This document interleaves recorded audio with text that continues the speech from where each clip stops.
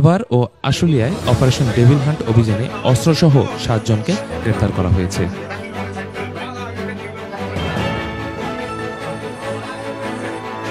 তারা বিভিন্ন রকমের অপকর্ম করেছিল।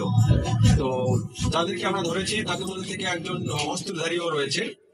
তার নাম রানা, বাড়ি সিরাজগঞ্জ। সে এখানে জামগড়া এলাকায় একটা বাসায় ভাড়া থাকতো এবং সে সেখান থেকে গত কয়েকদিন আপনারা জানেন যে কয়েকদিন আগে যে একটা ঘটনা ঘটেছে যে জুট ব্যবসাকে কেন্দ্র করে গোলাগুলির বিষয়টা।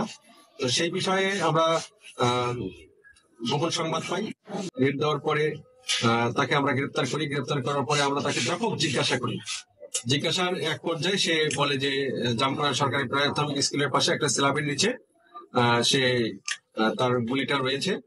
সে অস্ত্রটা সহ একটা ম্যাগাজিন এবং একটা গুলি এবং চাইনিজ পিস্তল যে আছে সে পিস্তল সহ আমরা তাকে থানায় এসি এবং এটা আইনগত প্রক্রিয়া